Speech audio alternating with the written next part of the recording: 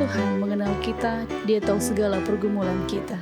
Dia memberi kesembuhan dan memelihara kita. Dia akan selalu menopang umat-umatnya. Dia adalah perlindungan saat dalam kesesakan. Dia akan selalu memberi kekuatan di saat kita lemah. Janganlah kita khawatir karena Ia tidak akan meninggalkan kita. Saksikan selalu program Push, Pray Until Something Happen setiap Rabu pukul 18 WITA di YouTube channel Cornelius Media Bridge to the Truth.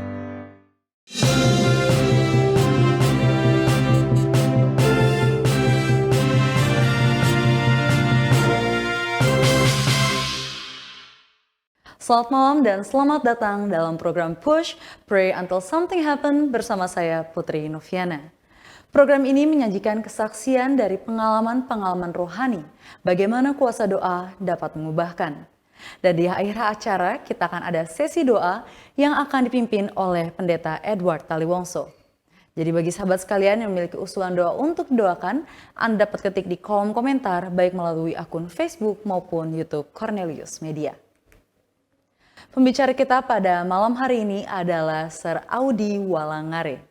Beliau telah menikah dengan Ibu Oktaviani Imato yang pada saat ini bekerja sebagai perawat di Rumah Sakit COVID Kitawaya dan memiliki satu orang anak bernama Davin Faithly Walangare.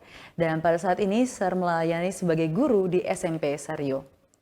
Dan puji Tuhan beliau dapat memberikan sedikit dari waktunya untuk bergabung bersama kita pada malam hari ini dengan membawakan sebuah kesaksian dengan judul Journey of Faith. Jadi mari kita sambut bersama-sama narasumber kita pada malam hari ini, Sir Audi. Selamat malam, Sir. Malam. Bagaimana kabarnya? Luar biasa. Baik, senang sekali melihat Sir pada malam hari ini. Ya. Terima kasih karena sudah meluangkan waktu juga untuk bersama kami pada malam hari ini. Iya. Baik, Sir, sebelum kita melanjutkan perbincangan kita akan berdoa bersama-sama. Sahabat sekalian, mari kita berdoa.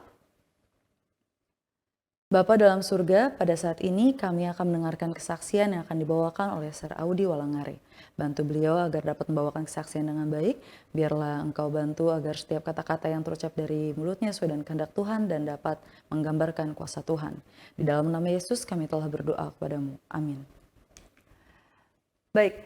Sir, menurut informasi yang saya dapat pada malam hari ini, sebelumnya Sir pernah melayani sebagai seorang misionaris ya Sir ya. Mungkin boleh diceritakan terlebih dahulu atau dijelaskan kepada teman-teman yang mungkin baru mendengar kata ini. Apa yang dimaksud dengan misionaris?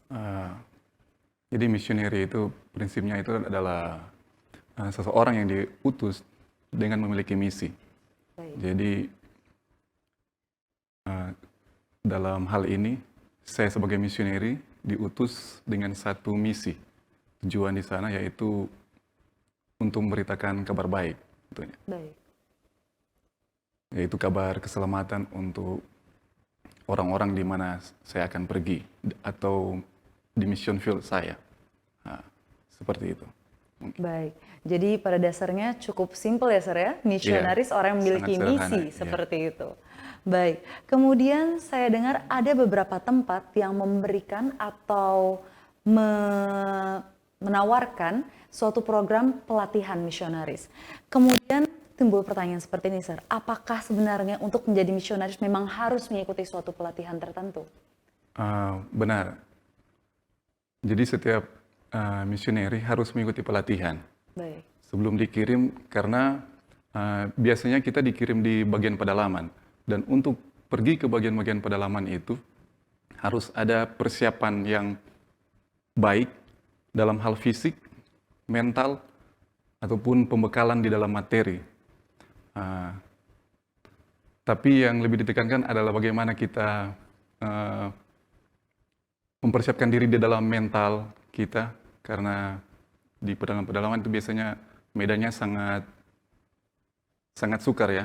Baik. Jadi untuk survive di medan-medan yang sulit, sehingga memerlukan persiapan yang mantap, fisik, mental, dan ya terlebih khusus juga kerohanian kita. Baik. Untuk dapat selalu bergantung pada Tuhan ketika diperhadapkan dengan keadaan-keadaan sulit seperti itu. Baik, kalau begitu seperti yang Sir sudah sebutkan bahwa mereka harus mendapatkan pelatihan karena mereka akan dikirim ke satu tempat dan pada dasarnya di pedalaman seperti itu ya Sir. Mungkin boleh diceritakan dengan lebih spesifik lagi, di mana sebenarnya tempat yang membutuhkan misionaris? Sebenarnya semua tempat membutuhkan misionaris. Baik. Cuma selama ini kebanyakannya dikirim di bagian pedalaman, khususnya Papua, ada juga di Kalimantan Barat, ataupun di pelosok di Indonesia. Ya. Jadi saya mengikut pelatihan missionary di Indonesia, jadi field kita itu hanya di Indonesia saja. Jadi di kota juga ya perlu missionary, tetapi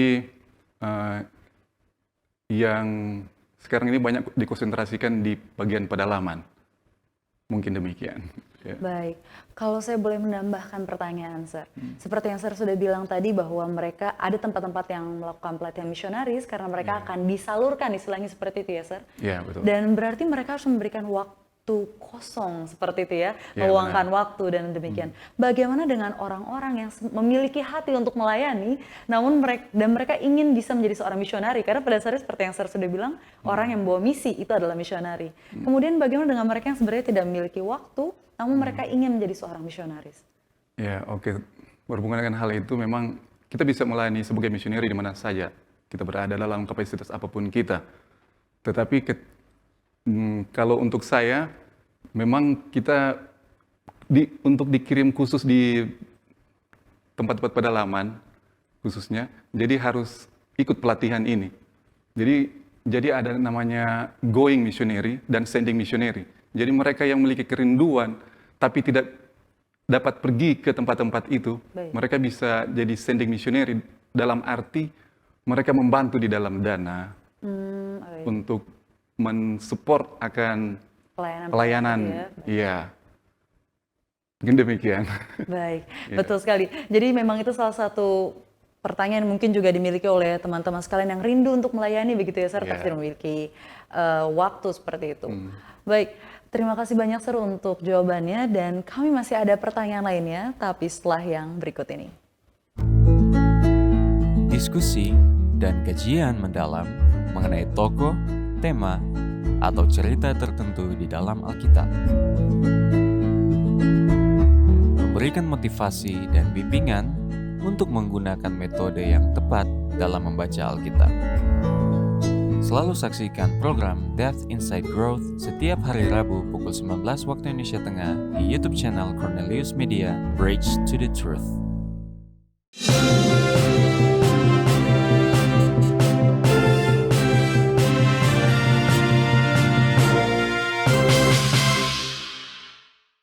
Baik, telah kembali lagi bersama kami dalam Push, Pray Until Something Happen.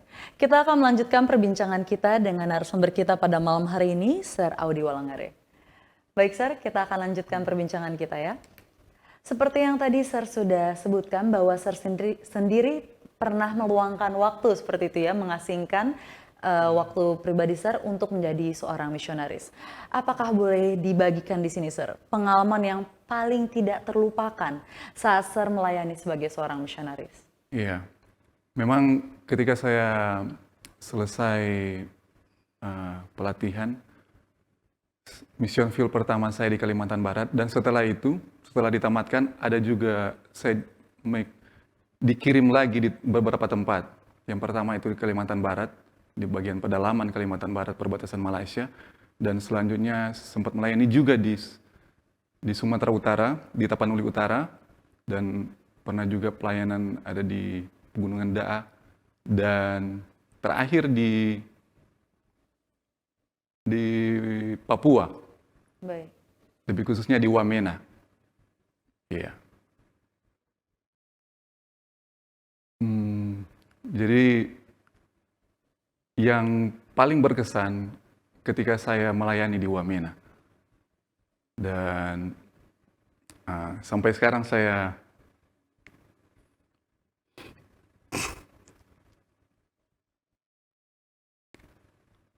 maaf, Silakan Sir, ambil waktu. Bisa dilihat bersama-sama ya sahabat sekalian, memang suatu pengalaman yang tidak terlupakan. Sampai sekarang masih terasa ya Sir ya, perasaan yang ada pada saat itu, saat hal itu terjadi. Iya. Minta maaf karena peristiwa itu memang sangat-sangat apa ya?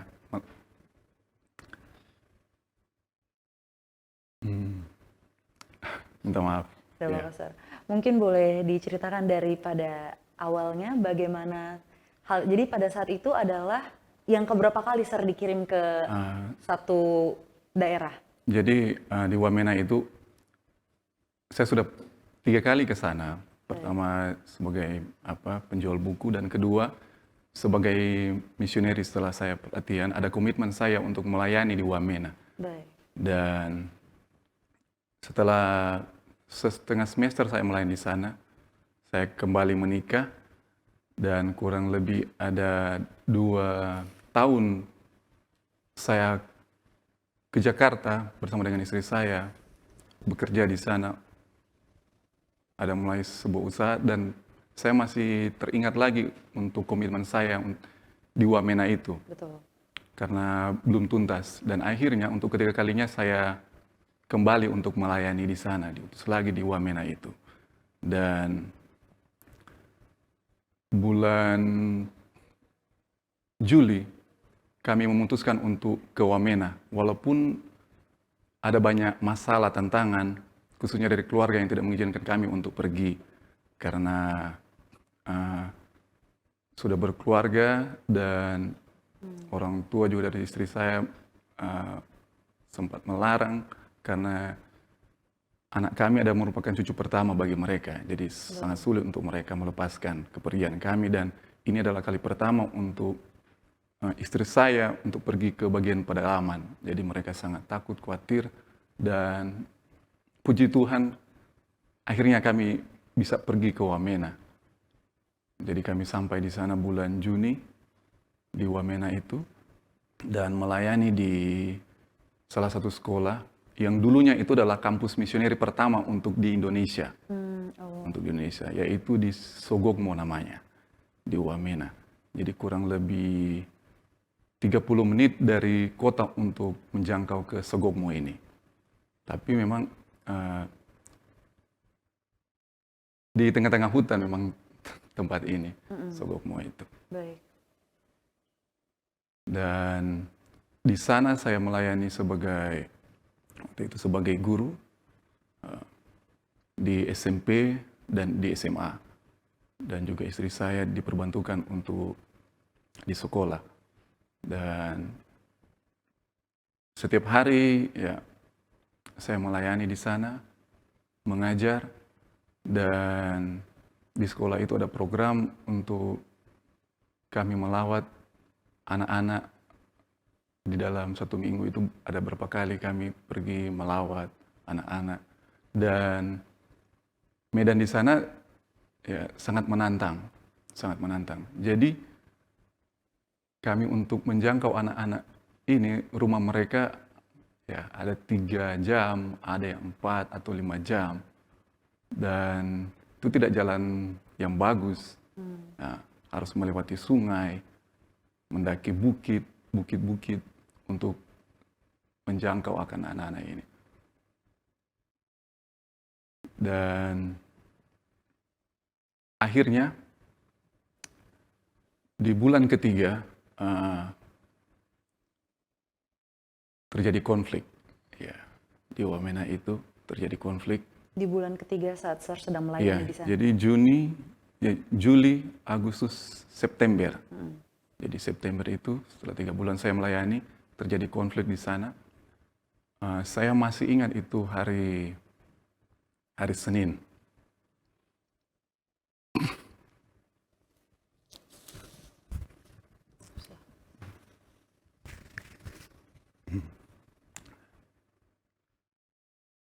Minta maaf. Sedih mengerti. Jadi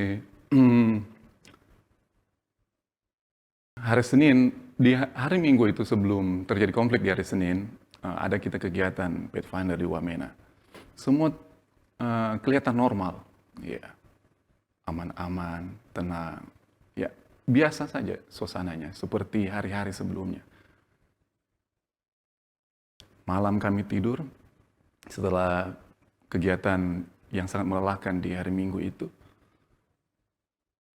Kami tidur, ya jam 7 sudah tidur di sana. Karena memang tidak ada kegiatan apa-apa lagi. Dan ditambah di sana memang dingin. Akhirnya kami tidur dan saya biasa jam 4 sudah terbangun. Saya berdoa pribadi. Sebelum istri dan anak saya bangun, biasanya saya bangun pribadi untuk berdoa. Dan jam 5 ya terlihat normal. Ya. Suasana yang dingin, ya sejuk, ya embun membasahi ya, daratan Wamena. Dan terkadang kicauan-kicauan burung yang terdengar di pagi itu. Tiba-tiba waktu kami ke sekolah pagi itu jam 7 kami dapat informasi dari kota suruh pulang itu anak-anak sekolah disuruh pulang. Kami belum tahu alasan mengapa disuruh pulang. Jadi disuruh pulang aja anak-anak itu hari Senin pagi itu sebelum upacara. Jadi sudah dipulangkan mereka sebelum upacara itu. Dan ada kepala sekolah bertanya, kenapa? Setelah mereka pulang dan akhirnya mereka bilang sudah kacau. Ya di sana kan biasa itu terjadi, ada perang-perang suku. Betul. Iya, biasa. Tetapi mereka bilang ini berbeda ini. Iya, ini.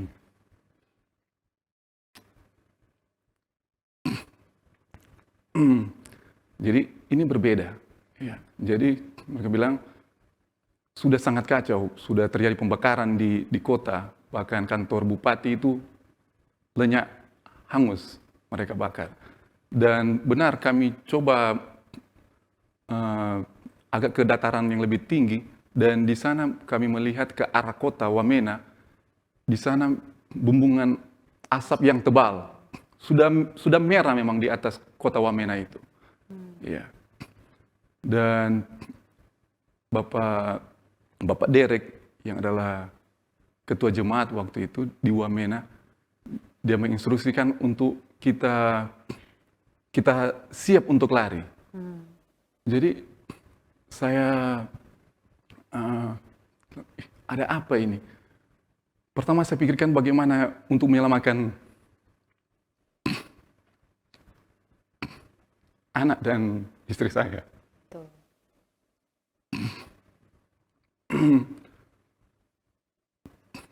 Saya sudah terbiasa menghadapi masa-masa sulit, tetapi kondisi ini memang sangat berbeda dan sangat terpukul. Dan Bapak Derek ini menginstruksikan untuk bawa apa saja yang bisa dibawa, barang-barang penting.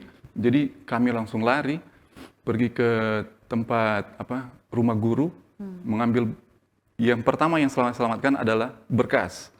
Jadi baju itu hanya di badan. Baju hanya di badan, saya langsung peluk anak saya.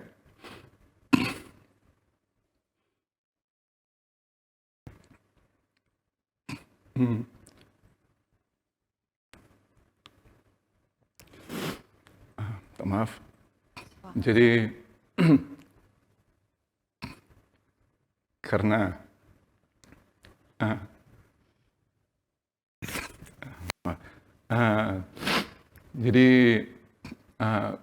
anak saya ini memang ada ceritanya. Saya sangat menyayangi dia karena yang pertama mengalami keguguran. Jadi saya sangat senang dan mencintai akan anak saya. Jadi pertama yang saya mau berpikir untuk menyelamatkan adalah anak saya dan juga istri saya. Dan akhirnya Bapak Derek bilang, kalian harus pindah ke rumahnya. Jadi rumah Bapak Derek itu berseberangan dengan sekolah. Jadi ada kurang lebih 100 meter dari sekolah untuk ke rumah Bapak Derek ini. Jadi kami guru-guru di sana yang pendatang-pendatang, khususnya kami takut sekali karena dapat isu bahwa mereka akan membunuh orang-orang pendatang yang rambut lurus. Seperti itu. Jadi saya ambil berkas itu, hanya taruh di tas, peluk anak saya, dan untuk pindah ke rumah Bapak Derek itu ya cuma dekat saja, tapi untuk pergi ke situ sangat sulit karena harus menyeberang jalan, dan di situ ada banyak orang asli sana yang lewat di situ yang berencana untuk menyakiti orang-orang pendatang. Menangkap kami, menyakiti kami orang-orang pendatang. Sampai sore akhirnya kami bisa pindah ke rumah Bapak Derek ini. Kurang lebih 2 jam di sana, Bapak Derek bilang tidak aman juga di sini. Kalian harus pindah ke tempat yang lebih aman. Ya, karena sudah ada terjadi pembunuhan di kota. Dan katanya yang membunuh itu adalah orang-orang pendatang membunuh orang pribumi. Tapi saya tidak tahu apakah itu benar atau tidak. Tapi seperti itulah yang berkembang di sana. Jadi kami sudah sangat takut sekali. Dan Bapak Derek telepon. Akhirnya ada 2 mobil yang menjemput kami untuk membawa kami ke Desa Harapan namanya, ke arah kota. Jadi Bapak Derek dia menyuruh kami untuk naik ke oto kijang itu, kijang yang lama, dan kami semua naik di situ. Ditutup itu jendela-jendela supaya tidak ada yang melihat. Dan sampailah kami di Harapan itu, dan kami dibawa jauh dari tepi jalan, masuk ke dalam, ke arah hutan, dan kami tinggal di Honai, rumah tradisional orang Papua yang khususnya di Wamena. Dan kami bermalam di sana, jadi saya tidak bisa tidur. Ya, saya sempat pegang pedang, ada pegang samurai. Karena memang secara manusia saya takut juga dan ingin berjaga-jaga. Iya, berjaga-jaga untuk menjaga akan keluarga. Keluarga. Kami semua situ kami berjaga-jaga. Jadi saya tidak bisa tidur selama malam itu. Jadi ada bunyi-bunyi saja, kami langsung siap siaga. Ya. Dan akhirnya esoknya, ya malam itu terlewati dan akhirnya ada yang dari tentara datang ke kami, mereka bilang kalian akan dipindahkan ke kota. Iya, akan dipindahkan ke kota karena keadaan sudah lebih gawat, dan nanti akan dikawal. Jam 10 kami dijemput dua truk. Kami ada banyak waktu itu. Jadi truk itu tidak bisa tampung. Jadi kami ditaruh kayak barang, memang tidak ada spasi. Jadi posisi kami memang semua kaki terlipat, duduk seperti barang, memang tidak ada spasi lagi. Bahkan sulit untuk bernafas. Dan waktu itu kami ditutup, truk itu ditutup dengan terpal di atas, terpal biru. Dan memang sangat panas waktu itu. Dan akhirnya kami mengadakan perjalanan ke kota. Saking panasnya, saya tusuk terpal itu sedikit supaya ada udara masuk. Dan untuk sampai ke kota, itu juga tidak mudah. Dan ternyata tidak ada pengawalan dari tentara waktu itu. Tidak ada. Hanya sopir dan ada beberapa guru. Dan itu memang resiko, sangat resiko. Dan ada kurang lebih 3 kampung untuk sampai ke kota dari Desa Harapan ini. Dan mereka sudah blok-blok di situ. Jadi ketika setiap mobil yang lewat, mereka hentikan untuk mengecek. Ya, seperti itu. Jadi kami jalan, jadi mereka tanya pada saya, karena saya tusuk itu kan, jadi saya tahu posisi kami di mana. Karena saya sudah hafal itu tempat di sana, jalan itu karena sering dilewati, jadi saya tahu, oh ini sudah di desa mana. Iya. Jadi mereka sering tanya, "Sir, sudah di mana ini?" Ya. Akhirnya sampai di satu desa, dan sebelum sampai di satu desa yang memblokade akan akses untuk ke kota, anak saya itu dia menangis kencang, dia menangis terus karena memang panas sekali. Saya juga laki-laki, saya hampir pingsan waktu itu. Iya, kondisi saya hampir pingsan. Dan anak saya itu, ya dia terbiasa dengan udara yang sejuk, dingin, dan sekarang sudah, ya. Tiba-tiba ada di tempat yang sesak, panas. Yang sesak, gitu iya, panas. Jadi dia menangis terus. Dan dalam pikiran saya, kalau dia menangis, pasti mereka akan dapat kami kan. Dan pikiran ya, bisa terjadi hal-hal yang tidak diinginkan. Iya. Dan saya berdoa, dan saya yakin waktu itu mereka juga berdoa, dan mungkin mereka benci sekali sama anak saya karena hanya dia yang menangis. Karena kalau dia menangis, ya mungkin akan mendatangkan sumber masalah lagi, dan mungkin ya nyawa sebagai taruhan bisa jadi. Dan saya berdoa, oh Tuhan, tolong hentikan suara tangisan anak saya ini. Dan pas kurang 5 menit sampai di desa itu, dia berhenti. Saya berdoa, mudah-mudahan dia berhenti terus sampai kita lewat ini kampung ini. Dan puji Tuhan, anak saya dia berhenti menangis, dan waktu dihentikan mereka bertanya pakai bahasa mereka. Naya, ada bahasa di sana. Naya, mereka bertanya, apa itu? Mereka tidak tahu karena itu kan kita ditutup. Jadi semua diam. Bilang, oh ini barang untuk bawa di kota. Iya, ada barang yang mau di kota harus cepat. Bilang, oh iya, oke. Akhirnya mereka buka akses dan kami bisa sampai ke kota. Dan sesampainya di kota, memang kaget saya karena memang toko-toko terbakar, pasar terbakar, memang hangus. Dan yang mereka tidak bakar gereja saja, karena mereka yakini di sana gereja itu Tuhan ada di sana, tempat suci. Jadi banyak orang yang berlindung di gereja waktu itu. Jadi di sekitaran gereja itu ada ruko-ruko, semua itu hangus. Mobil hangus, banyak yang hangus, ada juga yang tidak terbakar, yang bisa diselamatkan. Dan sampai kami di gereja, satu malam kami di sana, dan kami berjuang agar boleh cepat kembali ke Manado. Jadi saya telepon Direktur One Thousand Missionary Pastor Cho agar cepat bisa bantu kami. Saya berdoa karena istri saya sudah sangat takut sekali dia. Ya, walaupun sudah di kota, tetapi semua waspada karena masih konflik. Dan bisa dikatakan memang seperti darurat militer. Jadi semua orang sudah bebas untuk bawa barak tajam atau pistol untuk menjaga diri. Saking hebatnya akan konflik itu. Dan di bandara itu dipenuhi memang ribuan orang. Iya. Untuk boleh keluar dari Wamena waktu itu. Dan akhirnya esok harinya saya telepon ada saudara saya yang di Sentani, di Trigana, Kak Fani.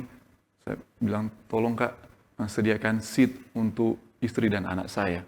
Dan akhirnya beliau membantu. Padahal seat itu sudah terisi, ada 2 polisi katanya. Tapi saya bermohon sama kakak saya, ya, dia juga ya salah satu orang penting di sana, akhirnya dia telepon dan akhirnya 2 seat itu bisa kami dapat dan akhirnya kami bisa turun ke Jayapura.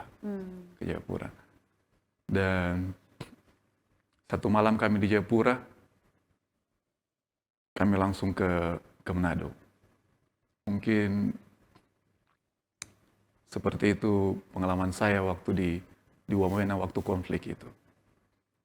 Baik, tapi tentu saja seperti yang sudah Sir Audi sudah katakan ya, bahwa dari beberapa kali Sir melakukan pelayanan, baru kali ini terjadi seperti ini ya Sir ya? Iya. Dan sebelumnya masih ada hal lainnya. Baik, terima kasih banyak Sir Audi karena sudah mau membagikan kesaksian ini, dan kami ingatkan kembali kepada saudara-saudari sekalian yang memiliki usulan untuk didoakan, Anda dapat ketik di kolom komentar baik melalui akun Facebook maupun YouTube kami. Kami akan kembali setelah yang satu ini.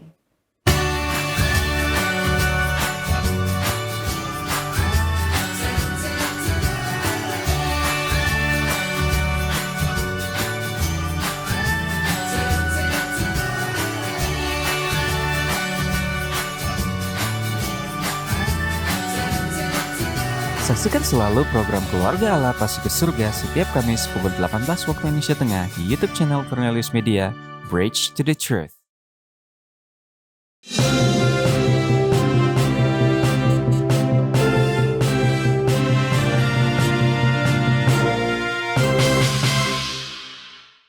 Selamat datang kembali bagi sahabat Push sekalian.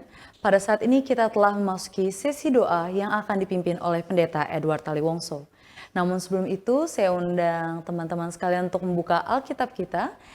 Mari kita sama-sama membuka Alkitab kita di dalam Yesaya 46 ayat 4. Yesaya 46 ayat 4, saya akan bacakan ayatnya untuk kita semua. Sampai masa tuamu aku tetap dia, dan sampai masa putih rambutmu aku menggendong kamu. Aku telah melakukannya dan mau menanggung kamu terus. Aku mau memikul kamu dan menyelamatkan kamu. Baik, waktu ini saya berikan kepada Pendeta Taliwongso. Mari kita bersatu di dalam doa.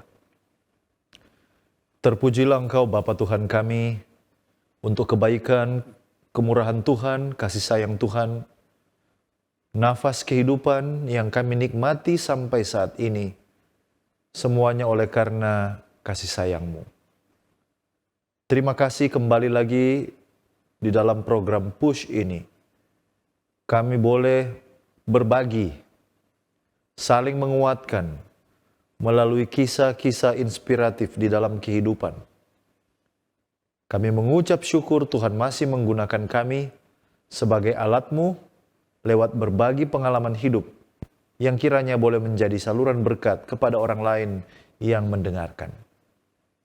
Kami mengaku bahwa kami manusia yang penuh dengan kelemahan dan keterbatasan. Baik sengaja maupun tidak, kami melawan kehendak Tuhan. Oleh karena itu, ampuni kami ya Tuhan, layakanlah kiranya kami, supaya kami dapat menyampaikan permohonan kami di dalam nama-Mu yang Maha Kudus. Malam hari ini, kami mau berdoa secara khusus untuk narasumber kami, Bapak Audi Walangare yang telah berbagi.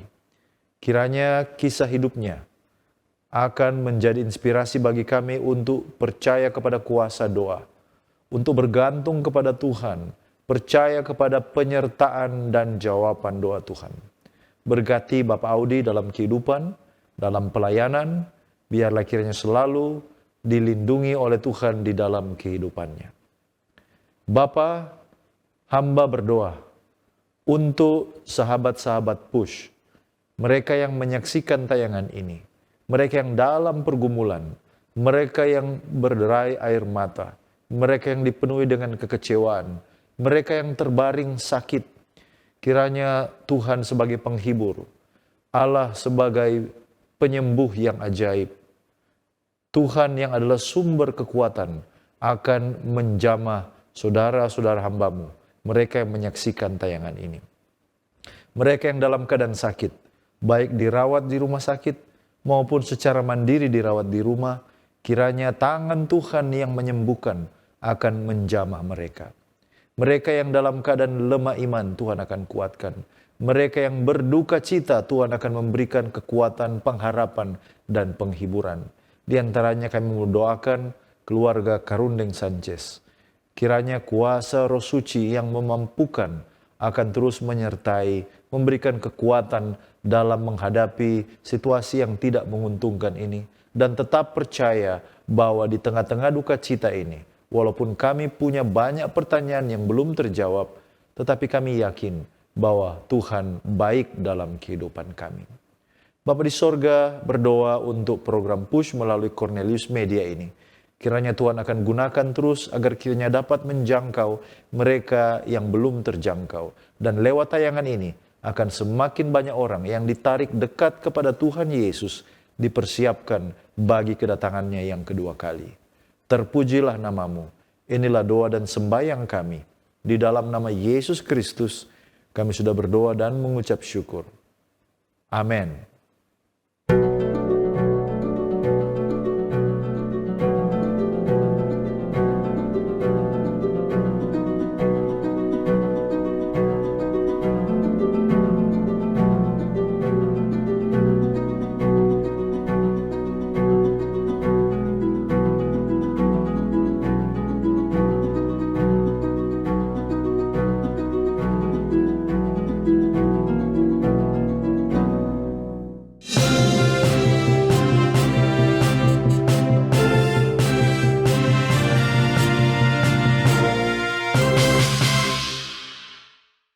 Terima kasih kepada Pendeta Tawiwongso yang sudah membawakan doa kita pada malam hari ini. Saat ini kita kembali bersama narasumber kita, Sir Audi. Baik Sir, sebagai penutup untuk malam hari ini, apakah pelajaran berharga yang bisa Sir bagikan dari kesaksian yang sudah kita dengar pada malam hari ini? Oke, terima kasih. Jadi berdasarkan pengalaman saya yang saya alami ketika menjadi misioneri, untuk kehidupan kita, marilah kita boleh tetap selalu bergantung kepada Tuhan, selalu berdoa kepada Tuhan, bersandar kepada Tuhan di dalam keadaan-keadaan apapun. Ya, sebagaimana apa yang telah saya alami ketika saya melayani dan terjadi konflik, bagi saya itu bukan suatu hal yang mudah untuk bisa lepas, bisa lolos atau ya keluar dari konflik itu. Betul. Tetapi dalam hati saya berdoa terus, berdoa dan tetap percaya kepada Tuhan. Dan di saat itu terjadi mujizat. Memang apa yang benar Alkitab katakan, apa yang tidak ada yang mustahil bagi Tuhan. Tidak ada yang mustahil bagi Tuhan. Manakala kita mengandalkan Tuhan, berharap percaya kepada Tuhan sepenuhnya, maka Tuhan akan melakukan mujizat kepada kita semua. Dan itu nyata karena saya sudah mengalami akan hal tersebut. Oke, mungkin demikian, Mem. Baik, terima kasih banyak Sir untuk kesaksian dan juga untuk pesan berharga yang sudah kita dengarkan. Dan tentunya kita semua berterima kasih banyak untuk sediaan dan juga untuk semua waktu yang sudah Sir Audi berikan kepada kita untuk bawakan kesaksian yang luar biasa ini. Kita sama-sama berdoa biarlah berkat Tuhan akan menjadi bagian dari keluarga Sir dan juga setiap pelayanan yang Sir lakukan. Amin. Tuhan memberkati. Dan baik, demikianlah acara Push kita pada malam hari ini. Jangan lupa untuk ikuti episode Push mendatang setiap hari Rabu pukul 6 sore waktu Indonesia Tengah. Dan sahabat sekalian, jangan kemana-mana, karena setelah acara ini kita akan ikuti program DIG Depth Insight Growth bersama Pendeta Jimmy Najwan. Saya Putri Noviana pamit undur diri, Tuhan berkati. Tuhan selalu menolongku, selalu menjagaku, sehelai di rambutku tak akan terjatuh tanpa seizinku.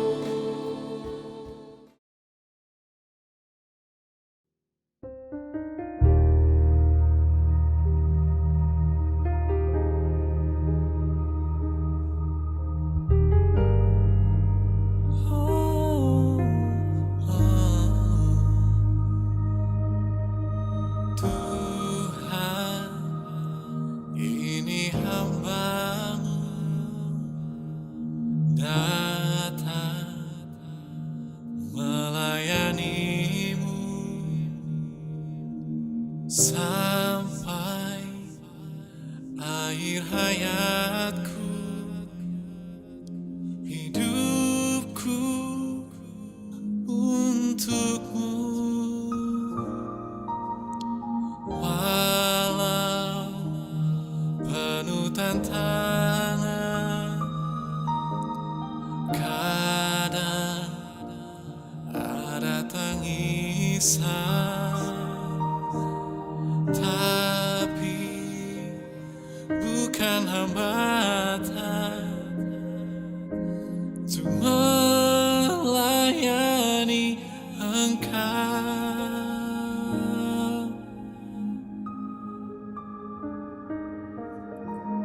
Tuhan, tolonglah aku melayani-Mu sampai akhir hidupku. Sungguh tak sanggup, sungguh ku tak mampu.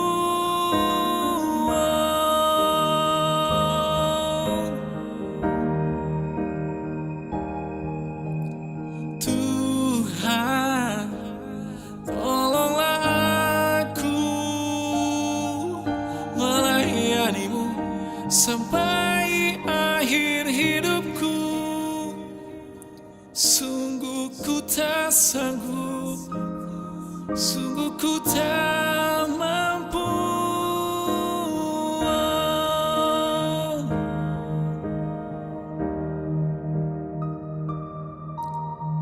Walau penuh tantangan, kadang ada tangisan, tapi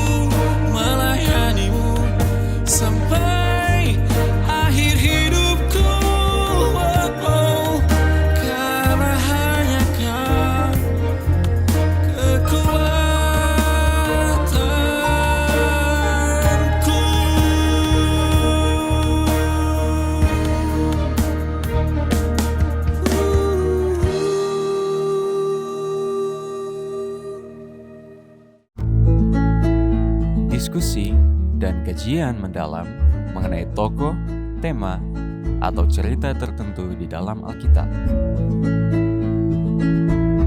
Memberikan motivasi dan bimbingan untuk menggunakan metode yang tepat dalam membaca Alkitab. Selalu saksikan program Depth Inside Growth setiap hari Rabu pukul 19 waktu Indonesia Tengah di YouTube channel Cornelius Media, Bridge to the Truth.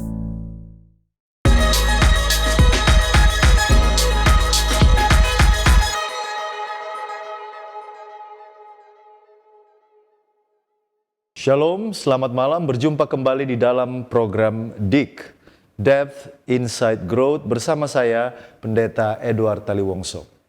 Program ini menyajikan diskusi dan kajian yang mendalam mengenai tokoh, tema, ataupun narasi tertentu di dalam Alkitab. Dan malam hari ini kita melanjutkan seri tentang gereja. Judul malam hari ini adalah Isu Persatuan di Kitab Galatia. Gereja yang dipimpin oleh Roh. Apakah artinya itu? Dalam nasihat kepada jemaat di Galatia, Rasul Paulus menyinggung tentang kualitas gereja yang menghasilkan buah roh. Nah, bagaimana hal-hal ini berhubungan dengan tema persatuan? Itulah yang akan kita pelajari dalam seri gereja kita pada malam hari ini. Saya mengajak pemirsa di rumah untuk berpartisipasi dengan bergabung di link Google Meet yang sudah tersedia. Dan saudara dapat juga mengemukakan pendapat saudara ataupun usulan doa di kolom chat selama acara ini berlangsung. Atau saudara-saudara yang menyaksikan tayangan ini lewat akun media sosial kami, Facebook atau YouTube, disilakan untuk menuliskan komentar yang positif atau bahkan mungkin usulan doa Anda seputar pembahasan pada malam hari ini. Dan untuk membahas pelajaran kita pada malam hari ini, kami telah mengundang seorang narasumber. Narasumber kita malam hari ini adalah Pendeta Jeminayoan MER. Saat ini Pendeta Jeminayoan sudah menikah dengan Ibu Nuning Nurnaina dan dikaruniai Tuhan 2 orang anak. Beliau adalah dosen Fakultas Filsafat di Universitas Advent Indonesia di Bandung. Mari kita sapa narasumber kita pada malam hari ini. Selamat malam Pendeta Nayoan. Selamat malam Pendeta Taliwongso. Ya, bagaimana kabar di Bandung Pendeta dan keluarga? Puji Tuhan, dalam kondisi yang baik-baik saja oleh karena kemurahan Tuhan. Amin, puji Tuhan. Terima kasih Pendeta sudah bergabung bersama dengan kami dan malam hari ini kita masih akan kembali melanjutkan bagaimana pandangan Rasul Paulus sehubungan dengan isu persatuan gereja. Apakah Pendeta sudah siap untuk kita mendalami firman Tuhan malam hari ini? Dengan pertolongan Tuhan ya, kita akan belajar bersama. Amin, puji Tuhan. Pemirsa di rumah tetaplah bersama dengan kami karena setelah yang satu ini kita akan kembali bersama dengan narasumber kita Pendeta Jeminayoan masih di program DIG, Depth Inside Growth.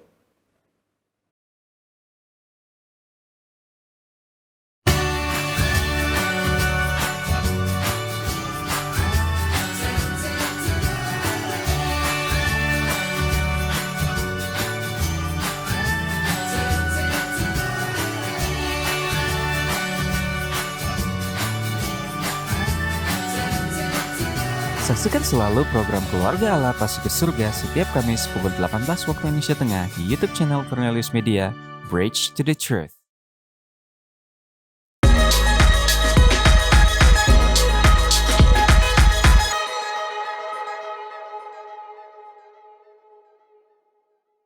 Kembali lagi bersama dengan kami di program DIG, Depth Inside Growth. Dan saudara-saudara yang baru bergabung dengan kami, malam hari ini kita akan mempelajari tentang isu persatuan di dalam kitab Galatia. Pemirsa di rumah, kita akan membaca kitab suci, tetapi sebelumnya mari kita berdoa untuk meminta tuntunan Roh Kudus. Mari kita berdoa. Bapa Tuhan kami, Allah yang bertakhta di dalam kemuliaan sorga, kami mengucap syukur kepadamu Tuhan oleh karena kasih setiamu di dalam kehidupan kami. Malam hari ini kami akan melanjutkan seri pendalaman Alkitab tentang gereja. Dan malam hari ini kami akan mendalami isu persatuan di dalam kitab Galatia. Biarlah kiranya Tuhan menyertai kami, teristimewa menyertai narasumber kami malam hari ini, Pendeta Jeminayoan, yang akan membahas, mengupas firman Tuhan. dan kiranya kami yang mendengarkan, kami akan diubahkan, dikuatkan, ditegur, diarahkan oleh firman-Mu. Terpujilah nama-Mu, di dalam nama Yesus Kristus kami sudah berdoa dan mengucap syukur. Amin. Pemirsa, kami ajak Anda untuk bergabung dalam pembacaan firman pada malam hari ini. Mari kita buka Alkitab kita di dalam kitab Galatia pasal 5 ayat 13 sampai 15. Kitab Galatia pasal 5 ayat 13 sampai 15. Saudara-saudara, memang kamu telah dipanggil untuk merdeka. Tetapi janganlah kamu mempergunakan kemerdekaan itu sebagai kesempatan untuk kehidupan di dalam dosa. Melainkan, layanilah seorang akan yang lain oleh kasih. Sebab seluruh hukum Taurat tercakup dalam satu firman ini, yaitu, kasihilah sesamamu manusia seperti dirimu sendiri.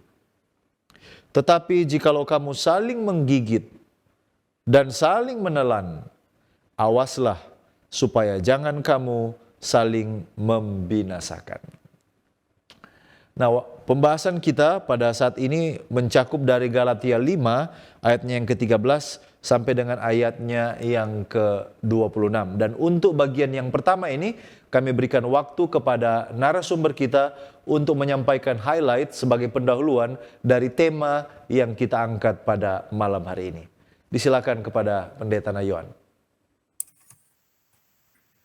Baik, terima kasih Pendeta Taliwongso. Saudara, kalau kita membaca kitab Galatia, biasanya kita terpaku pada ide tentang legalisme ya.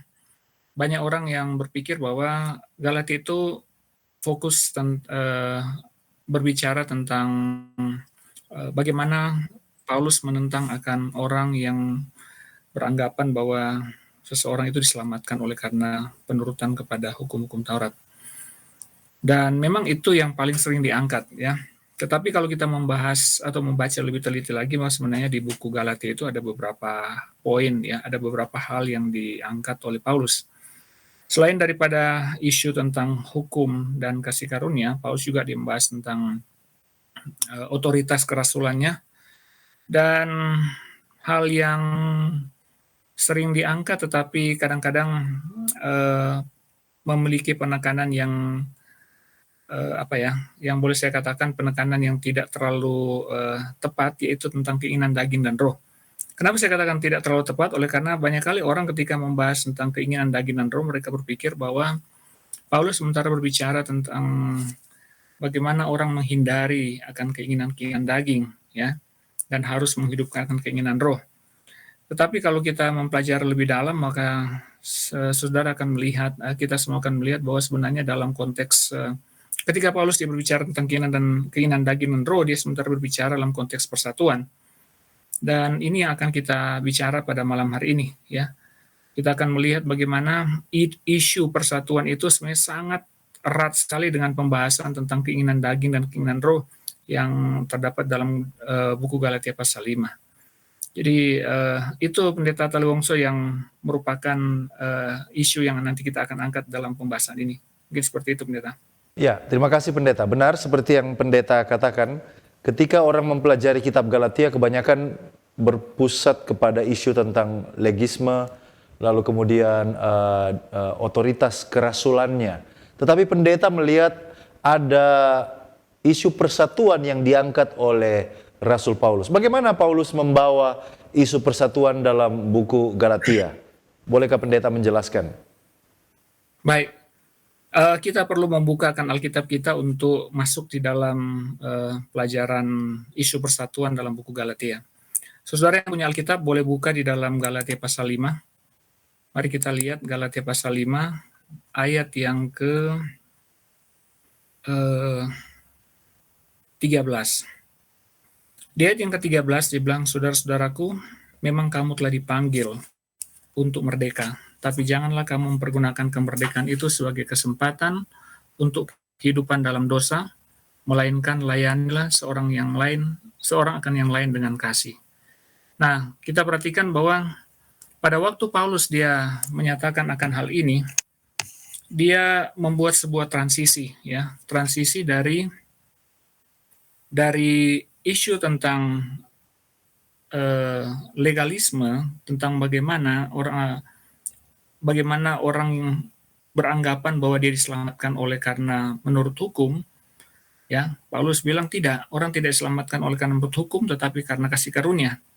Dan ketika seorang itu sudah diselamatkan oleh kasih karunia, dia berada dalam posisi dimerdekakan oleh Kristus, ya, bukan lagi hidup dalam perhambaan. Nah, kemudian di ayat 13 ini Paulus katakan bahwa memang benar kita telah dipanggil untuk merdeka, tapi jangan mempergunakan kemerdekaan itu sebagai kesempatan untuk kehidupan dalam dosa. Nah, lihat dia menyebutkan dua isu di sini. Kehidupan dalam dosa, dan kemudian dia bilang melainkan layanilah seorang akan yang lain oleh kasih. Di sini saya melihat bahwa kalimat ini adalah merupakan transisi dari pembahasan sebelumnya, dan dia masuk ke dalam isu persatuan. Kemudian di ayat yang ke-14 Paulus katakan begini, sebab seluruh hukum Taurat tercakup dalam satu firman ini, yaitu kasihilah sesama manusia seperti dirimu sendiri. Lihat, Paulus dia bawa ya langsung kepada isu mengasihi manusia seperti dirimu sendiri. Kemudian di ayat 15 dia membuat satu pernyataan yang berhubungan dengan kalimat di atas, yang berlawanan dengan kata mengasihi itu. Ayat 15 dia bilang, tetapi jikalau kamu saling menggigit dan saling menelan, awaslah supaya kamu jangan saling membinasakan. Jadi inilah awal dari pembahasan tentang persatuan itu, pendeta. Jadi Paulus dia membuat transisi dari pembahasan isu tentang hukum dan kasih karunia, dia masuk kepada untuk masuk kepada masalah mengasihi. Dia katakan jangan gunakan kemerdekaan itu sebagai kesempatan hidup dalam dosa, tapi harus hidup saling mengasihi. Ini adalah poin di mana Paulus dia membuat peralihan untuk masuk dalam masalah persatuan. Seperti itu, pendeta. Oke, terima kasih pendeta. Jadi pendeta melihat ini ada transisi dari fokus kepada hukum dan masalah legalisme, lalu kemudian mengangkat tentang ada isu tentang persatuan di ayat yang ke-14, kasihilah sesama manusia. Nah, bolehkah pendeta jelaskan tentang pola penulisan dalam buku Galatia, secara khusus yang membahas tentang persatuan? Apakah ada pola tertentu yang terdapat di dalam kitab Galatia yang berhubungan dengan persatuan? Baik, pendeta. Saya suka sekali bahas bagian ini karena saya melihat ada satu hal yang menarik yang saya perhatikan masih jarang kita angkat akan hal ini. Kalau kita membuka Alkitab kita biasanya melihat ada perikop-perikop yang sudah disusun oleh Lembaga Alkitab Indonesia, ya, penterjemah Alkitab dalam bahasa Indonesia. Dan mungkin saja ada yang mirip dengan bahasa Inggris, tetapi kita tentu saja tahu bahwa perikop-perikopnya tidak datang atau tidak ada dalam terjemahan asli Alkitab, ya, atau dalam bahasa asli Alkitab. Ini yang menjadi masalah, ya, yang seringkali membuat kita tidak perhatikan akan masalah persatuan di buku Galatia. Coba kita buka dalam buku Galatia pasal 5 kembali. Kalau kita lihat di buku Galatia pasal 5, kita dibatasi oleh sebuah perikop yang ada di pasal 16. Di dalam terjemahan bahasa Indonesia, di situ dituliskan perikopnya adalah hidup menurut daging atau roh. Jadi pada waktu orang membaca akan perikop ini, maka otomatis di pikiran langsung berpikir bahwa berarti bahwa di bagian ini membahas tentang keinginan daging dan roh. Tapi coba kita perhatikan baik-baik. Kita abaikan dulu masalah perikop ini, ya. Kita abaikan sedikit perikop ini. Coba kita lihat dari ayat yang ke-13. Saya akan share screen. Saya mohon izin untuk share screen.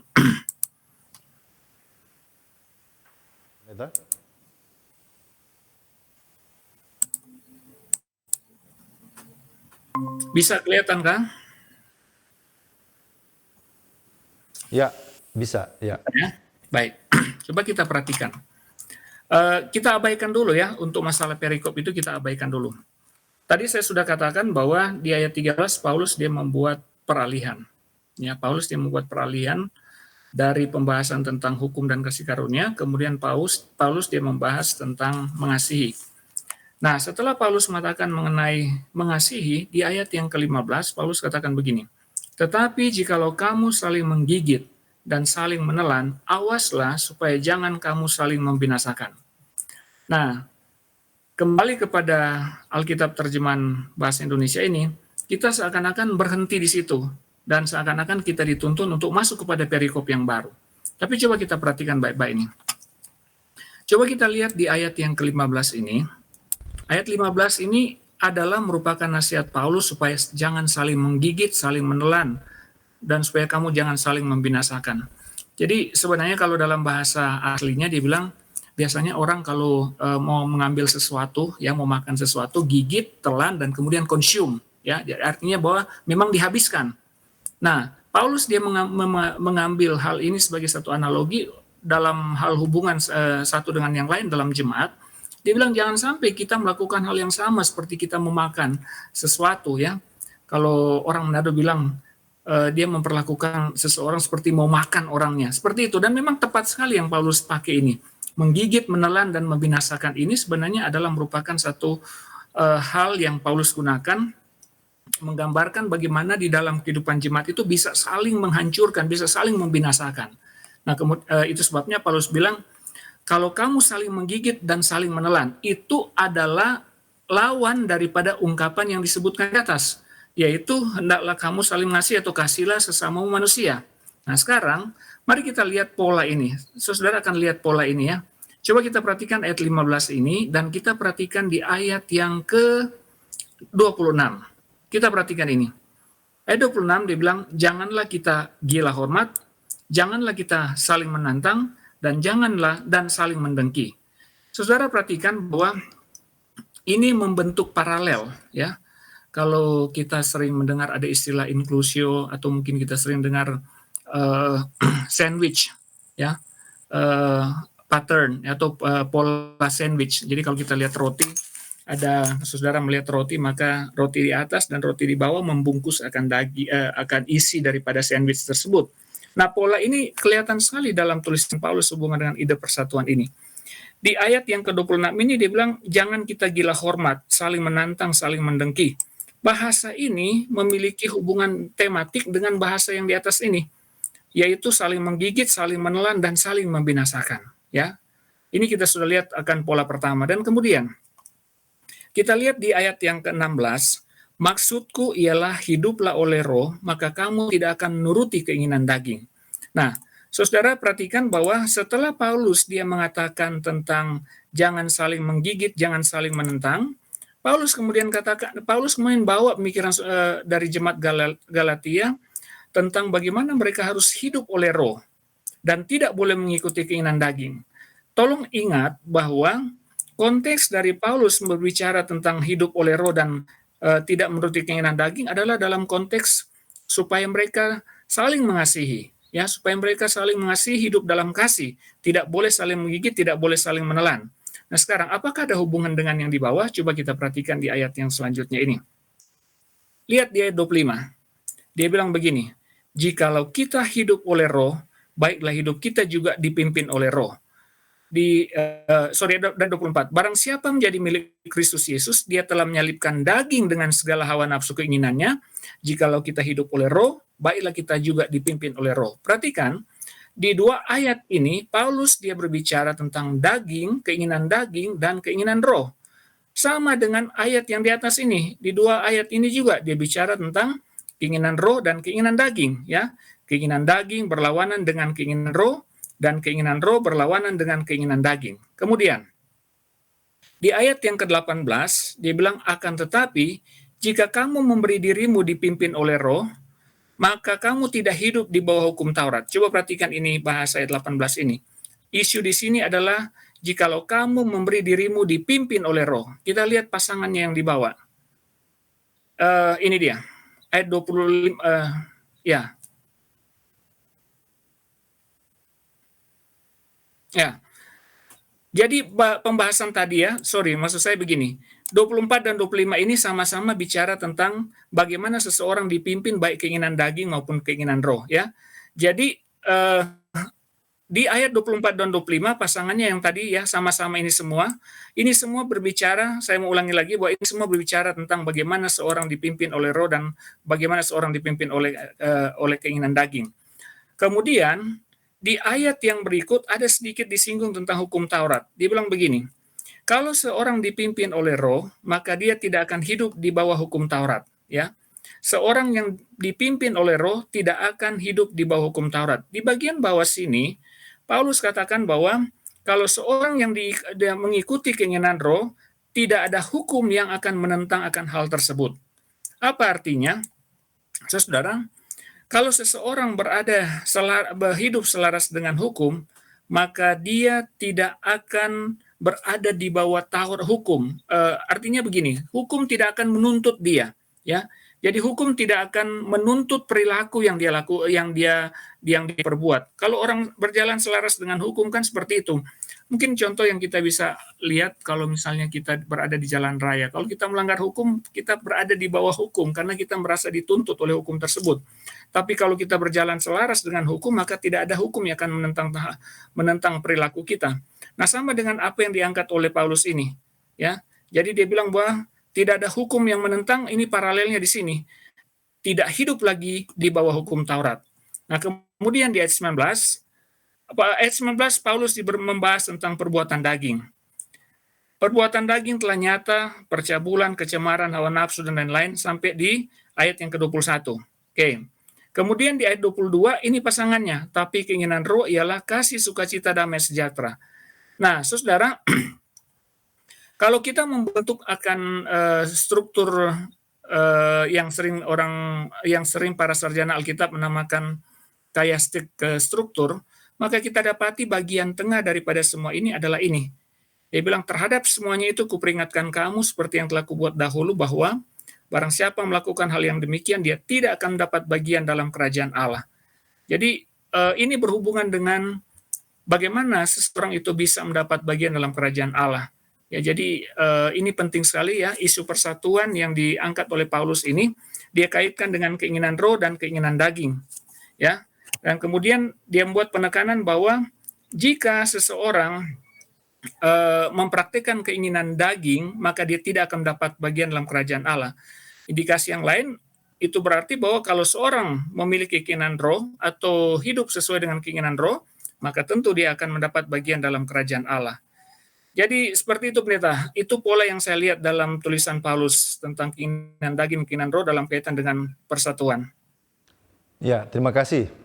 Puji Tuhan, pendeta mengangkat ini dari struktur bagaimana cara Paulus mengungkapkan tentang tema persatuan ini, yang mungkin ketika kita membaca di atas permukaan sepertinya tidak nampak ya, tetapi kalau kita memperhatikan struktur, maka isu tentang persatuan ini muncul ke permukaan.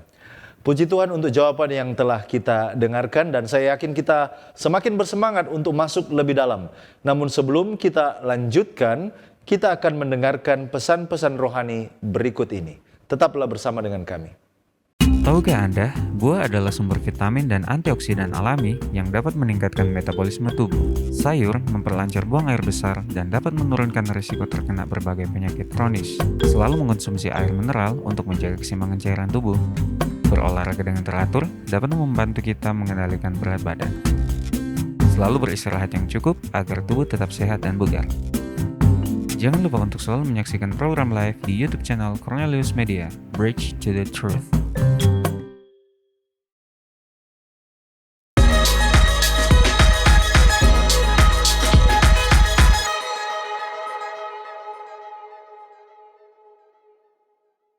Masih di program DIK, Depth, Insight, Growth, dan kita membahas tentang isu persatuan di dalam kitab Galatia bersama dengan narasumber kita, Pendeta Jemina Yohan.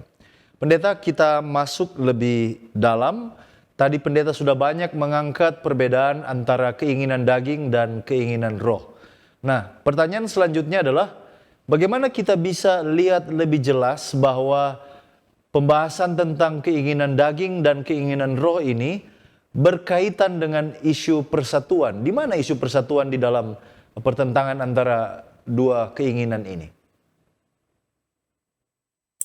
Baik pendeta, izinkan saya share screen kembali ya. Ya, silakan. Tadi kita sudah membahas mengenai isu persatuan dilihat dari segi struktur Ya. yang Paulus tekankan atau yang Paulus buat ketika dia membahas tentang keinginan daging dan keinginan roh. Ya, seperti yang saya katakan tadi bahwa ada pasangan-pasangan baik di bagian atas dan di bagian bawah ya. Dan sampai kepada puncak atau sampai kepada pembahasan inti, yaitu Paulus ingin mereka masuk surga. Ya, Paulus ingin mereka masuk mendapat bagian dalam kerajaan Allah. Itu sebabnya dia tekankan tentang isu persatuan ini, dan dia bawa pikiran mereka tentang isu ini, atau dia bawa pikiran mereka supaya lebih mengerti tentang isu persatuan ini dalam konteks keinginan daging dan keinginan roh. Nah, sekarang saya ingin saudara kita bersama-sama untuk melihat lebih dalam lagi bagaimana benar-benar bahwa pembahasan tentang keinginan daging dan keinginan roh ini sebenarnya betul-betul berfokus kepada, atau lebih berfokus kepada isu persatuan. Mari kita lihat. Di ayat yang ke-19, Paulus katakan begini, perbuatan daging telah nyata, yaitu percabulan, kecemaran, hawa nafsu, penyembahan berhala, sihir. Kemudian dia sebutkan perseteruan, perselisihan, iri hati, amarah, kepentingan diri sendiri, percideraan, roh pemecah, kedengkian, kemabukan, pesta pora.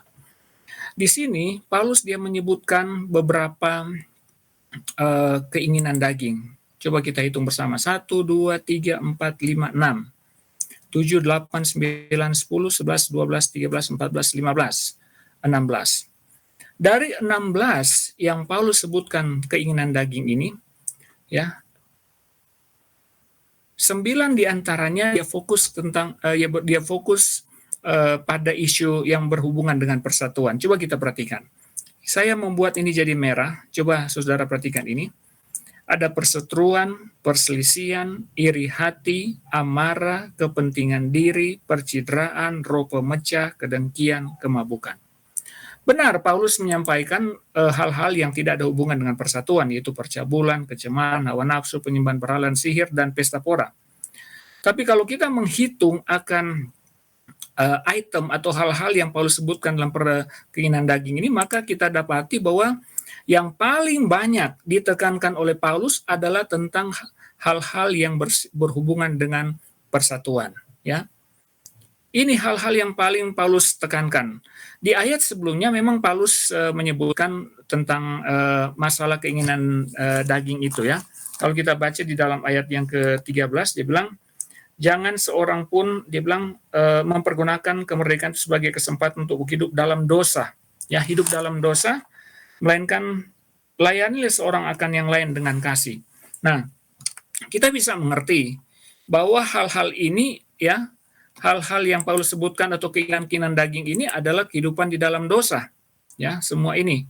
Tetapi, sekali lagi seperti yang saya katakan bahwa kebanyakan isu yang Paulus angkat di dalam keinginan daging adalah hal-hal yang berhubungan dengan persatuan, ya. Seperti yang kita lihat di sini. Ada 9 item di sini ya. Oh sorry, ini enggak ini. Kemabukan tidak ya. Nah, coba kita perhatikan. 1, 2, 3, 4, 5, 6, 7, 8. Maksud saya 8 ya. 8 item. Sementara yang lain adalah berhubungan dengan dosa-dosa umum yang dilakukan oleh jemaat di Galatia. Nah, coba kita perhatikan dalam keinginan roh. Kalau kita perhatikan keinginan roh, maka itu semakin nyata akan fokus dari Paulus. Coba kita lihat. Kasih, sukacita, damai sejahtera, kesabaran, kemurahan, kebaikan, kesetiaan, kelemah lembutan, dan penguasaan diri. Coba saudara perhatikan. Di antara item-item ini, maka yang paling banyak dan memang mayoritas adalah hal-hal yang berhubungan dengan bagaimana supaya jemaat Tuhan yang ada di Galatia itu bersatu. Kita lihat. Kasih, sukacita, damai sejahtera, kesabaran, kemurahan, kebaikan, kesetiaan, kelemah lembutan, penguasaan diri. Ya, ini semua berkaitan erat sekali dengan masalah persatuan. Ya, bagaimana orang akan menghindari akan hal ini? Perseteruan, perselisihan, iri hati, amarah, kepentingan diri, percideraan, roh pemecah dan kedengkian. Ya, bagaimana Paulus dia mau supaya jemaat Galatia itu menghindari akan hal ini, maka dia bilang mereka harus memiliki keinginan roh, dalam hal ini memiliki kasih, memiliki sukacita, memiliki damai sejahtera, kesabaran, kemurahan, kebaikan, kesetiaan, dan kelemah lembutan, dan yang terakhir penguasaan diri. Tentu saja untuk hal-hal yang lain ya, untuk yang masalah percabulan, kecemaran, hawa nafsu, penyembahan berhala, sihir, kemabukan, dan pesta pora, lebih erat kaitannya dengan keinginan roh dalam hal ini, yaitu masalah penguasaan diri. Tetapi hal yang lain ini ya, 8 buah roh ini atau 8 keinginan roh ini semuanya berkaitan dengan isu persatuan ya. Nah, setelah Paulus dia menyatakan akan hal tersebut, setelah dia sampaikan tentang keinginan daging dan keinginan roh ini, coba kita perhatikan sekali lagi. Dia tekankan tentang harus menyalipkan daging dan hawa nafsu dan keinginannya. Orang yang hidup oleh roh harus hidup dipimpin oleh roh. Dan lihat, jangan kita gila hormat, jangan saling menentang, jangan saling mendengki. Jadi sangat jelas kita bisa lihat bahwa benar-benar fokus dari Paulus ini adalah supaya jemaat Tuhan itu hidup dalam persatuan, hidup dituntun oleh roh. Terlepas daripada ajakan Paulus supaya mereka menghindari akan dosa-dosa yang lain yang disebutkan di atas, tapi sangat jelas kita boleh melihat bahwa dalam pembahasan tentang keinginan daging dan keinginan roh ini, Paulus dia memiliki satu fokus yang dia bawa sedemikian rupa supaya jemaat Galatia itu mementingkan akan persatuan dalam kehidupan mereka. Seperti itu, Pendeta. Pendeta, dan luar biasa ternyata ada hal-hal yang kalau kita baca baik-baik maka itu semakin nampak dan jelas bahwa yang dibicarakan di sini adalah benar-benar tentang persatuan di dalam jemaat. Karena kembali tadi kepada kata saling menggigit dan saling menelan. Berhati-hati jangan sampai mereka saling membinasakan. Nah, pertanyaan saya mungkin kita agak mundur sedikit dengan ayat 13, yaitu kata kemerdekaan. Di ayat 13 Rasul Paulus mengatakan, kamu telah dipanggil untuk merdeka, jangan kamu mempergunakan kemerdekaan itu sebagai kesempatan untuk kehidupan di dalam dosa. Nah, pendeta tadi katakan bahwa ini sebenarnya sudah mulai fase-fase transisi kepada tema tentang persatuan di dalam gereja. Apa kira-kira kaitan antara kemerdekaan yang dimaksud Paulus di ayat ini dengan isu persatuan? Baik, terima kasih Pendeta. Kalau saya pribadi melihat akan isu ini, saya lihat bahwa Paulus itu sangat concern sekali dengan masalah persatuan dalam jemaat. Ya. Nanti mungkin kita akan melihat lebih lagi di pembahasan selanjutnya. Di beberapa surat yang Paulus kirimkan, seperti yang kita pelajari juga di buku Korintus kemarin, waktu yang lalu, bahwa Paulus dia memikirkan tentang persatuan dari jemaat. Dan Paulus katakan, contohnya di buku Korintus, dia bilang kalau ada masalah di antara kamu itu sudah jadi satu kekalahan. Ya. Dan ketika dia selesai membahas isu tentang legalisme, selesai dia mengatakan bahwa dalam Yesus itu tidak ada lagi perhambaan, saya melihat Paulus ya dia menyatakan concern-nya. Ya, bisa saja Paulus dia berbicara tentang hal yang lain. Bisa saja dia mungkin menekankan tentang isu-isu yang lain dalam buku Galatia, tetapi yang saya perhatikan bahwa yang diangkat justru adalah salah satunya adalah tentang persatuan ini. Apa kira-kira kaitan antara kemerdekaan dengan masalah persatuan?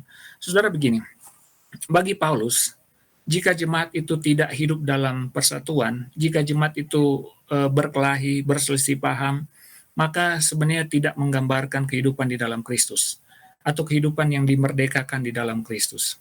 Ya, seharusnya jemaat yang hidup oleh karena Kristus telah merdekakan dari dosa, seharusnya menampilkan cara hidup yang selaras dengan prinsip-prinsip dari Kristus itu. Ya, jadi seperti itu Pendeta. Jadi kaitannya sangat jelas sekali bahwa orang yang hidup di dalam kemerdekaan, orang yang sudah dimerdekakan oleh Kristus, dan ketika orang tersebut bergabung di dalam satu jemaat, dan jemaat tersebut diharapkan ya supaya mereka menghidupkan cara hidup yang selaras dengan prinsip-prinsip orang-orang yang dimerdekakan, seharusnya mereka menghindari hal-hal yang membuat mereka tidak hidup bersatu. Seperti itu pendeta. Amin. Saya konfirmasi apa yang pendeta sampaikan. Jadi mereka yang mungkin berpikir mereka sudah menerima Kristus, sudah dibaptis, menjadi anggota gereja tertentu, tetapi saling menggigit, menjatuhkan satu dengan yang lain. Pendeta katakan tadi sesungguhnya mereka belum menikmati kemerdekaan yang sejati di dalam Kristus. Apa betul begitu pendeta?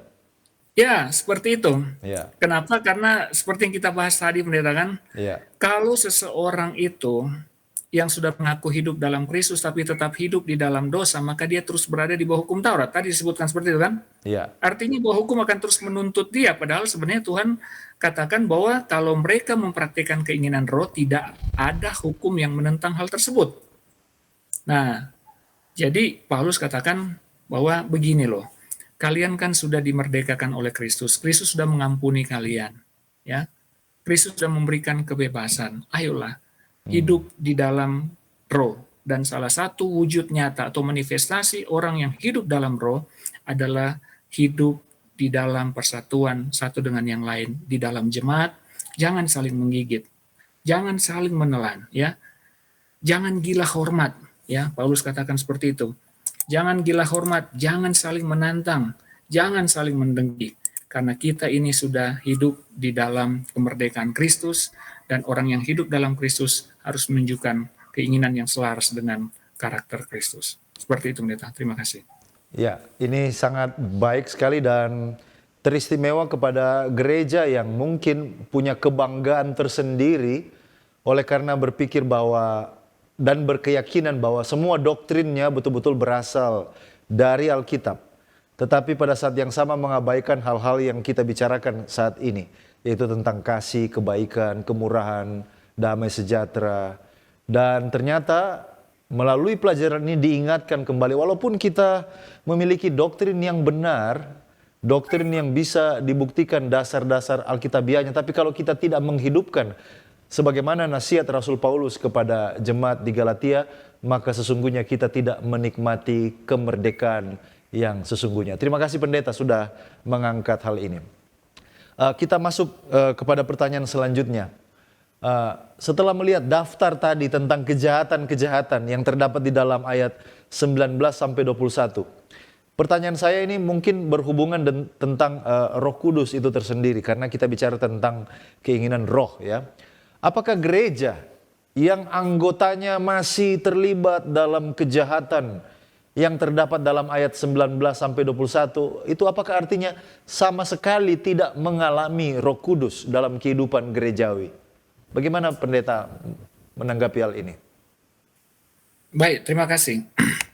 Saudara, kalau kita mempelajari akan kitab suci, apalagi dalam buku Kisah Para Rasul, maka kita dapati bahwa setiap orang yang dibaptis, mereka itu dikatakan menerima Roh Kudus, ya.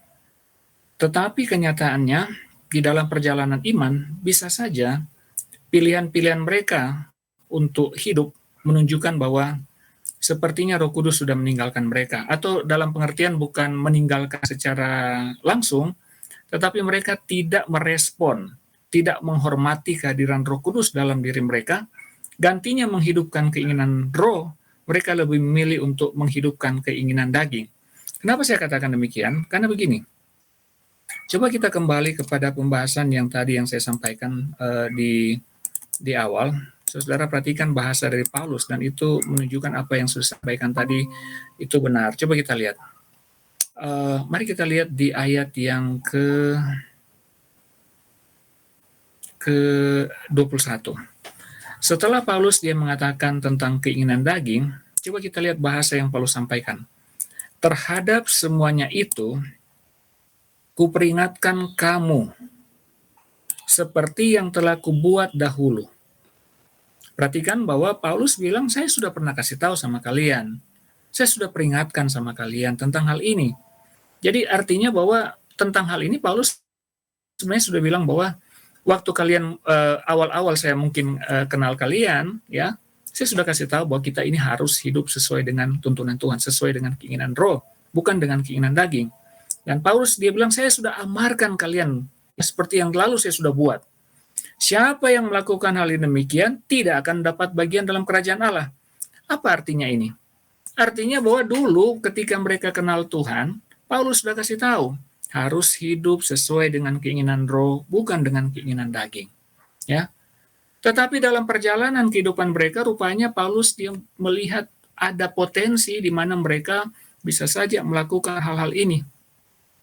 Itu sebabnya Paulus ingatkan kembali mereka, kalian sudah dimerdekakan, jangan hidup di dalam dosa. Hiduplah dalam kasih. Ya.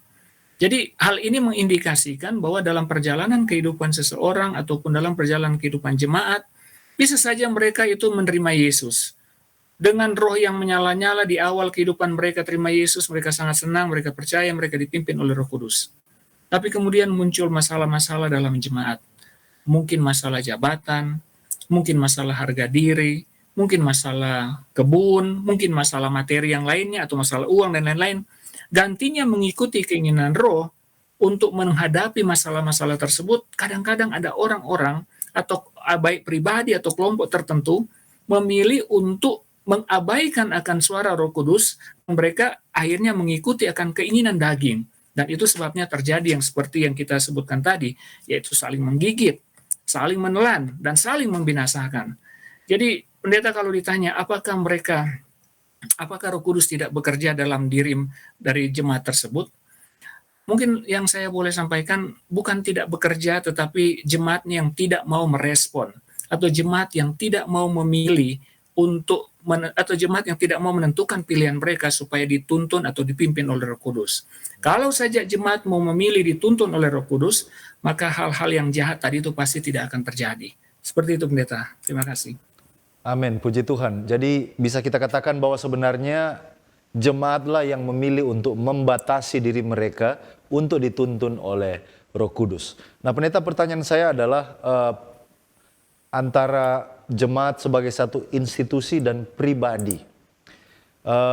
Mungkin saya berpikir bahwa sampai Yesus datang masih akan ada orang-orang di dalam gereja itu yang masih akan mempraktikkan kejahatan-kejahatan yang diuraikan di ayat 19 sampai ayatnya yang ke-21. Tetapi mungkin ada anggota gereja yang lain yang sudah pada tahap mempraktikkan apa yang terdapat di ayat 22 sampai ayatnya yang ke-23.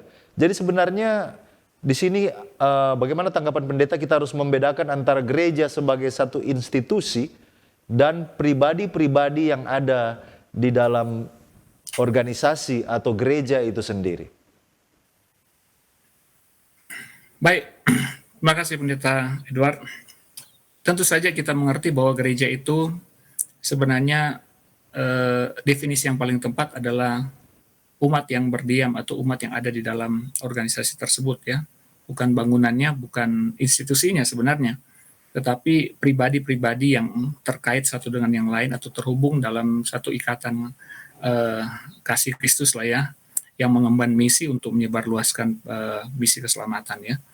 Nah, jadi kalau dikatakan bahwa apakah bisa kita membedakan antara gereja secara institusi dan gereja secara pribadi, saya mungkin lebih menekankan tentang kualitas pribadi yang ada dalam gereja tersebut.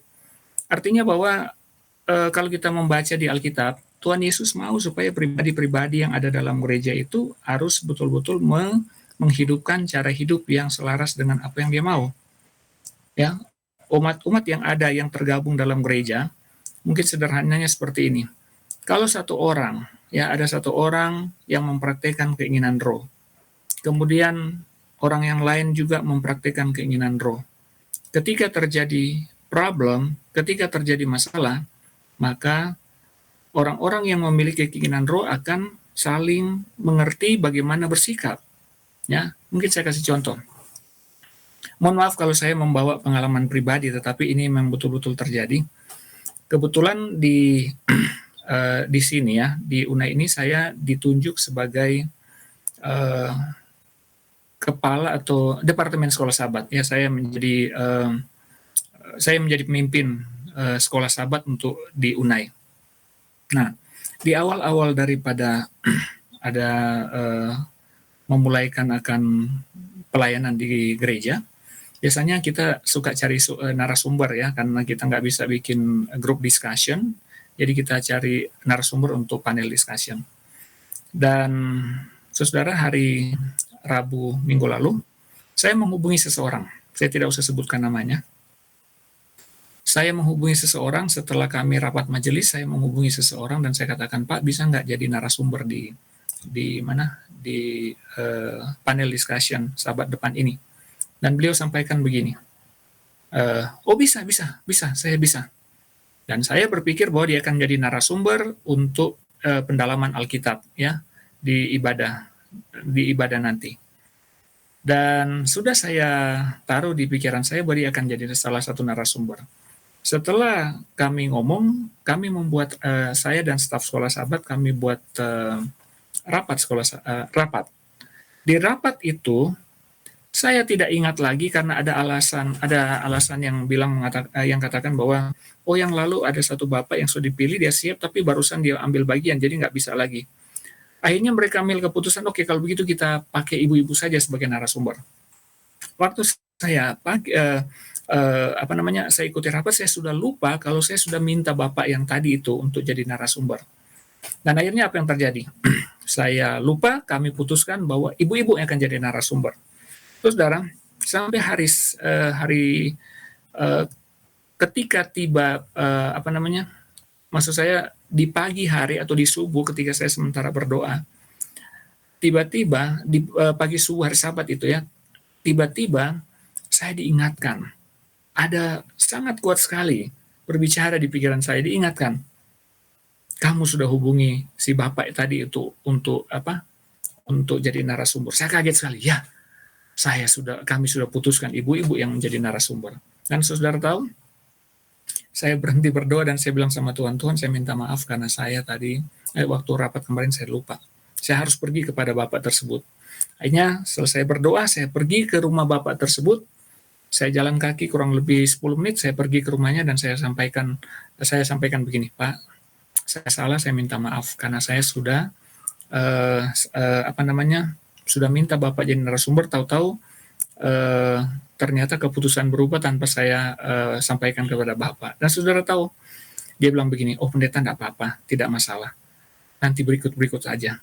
Lihat, saya sangat bersyukur karena Tuhan ingatkan saya untuk meminta maaf, dan lebih lagi saya bersyukur karena Bapak tersebut memaafkan saya. Sederhana saudara, coba kita perhatikan. Kalau seandainya Bapak tadi, dia mengambil pilihan untuk pakai keinginan daging, maka dia akan marah sama saya. Dia akan benci sama saya. Dan kita akan jadi perselisihan. Dan saya juga, kalau saya memilih untuk menggunakan atau memilih mengikuti keinginan daging, bisa saja ketika dia marah, saya akan marah lagi. Dan kemudian terjadilah perselisihan. Terjadilah yang disebut dengan saling menggigit, saling menelan. Ya, akhirnya tidak ada persatuan di dalam jemaat. Mungkin itu contoh yang saya boleh sampaikan, pendeta ya.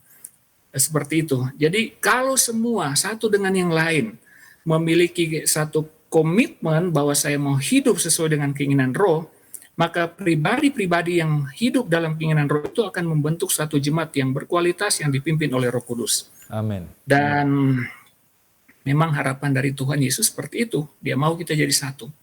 Tapi saya perhatikan bahwa selama masih ada pilihan-pilihan yang dibuat oleh jemaat untuk mengikuti keinginan daging, maka pasti akan terjadi penyimpangan-penyimpangan dari keinginan Tuhan. Seperti itu, pendeta. Terima kasih. Amin. Terima kasih.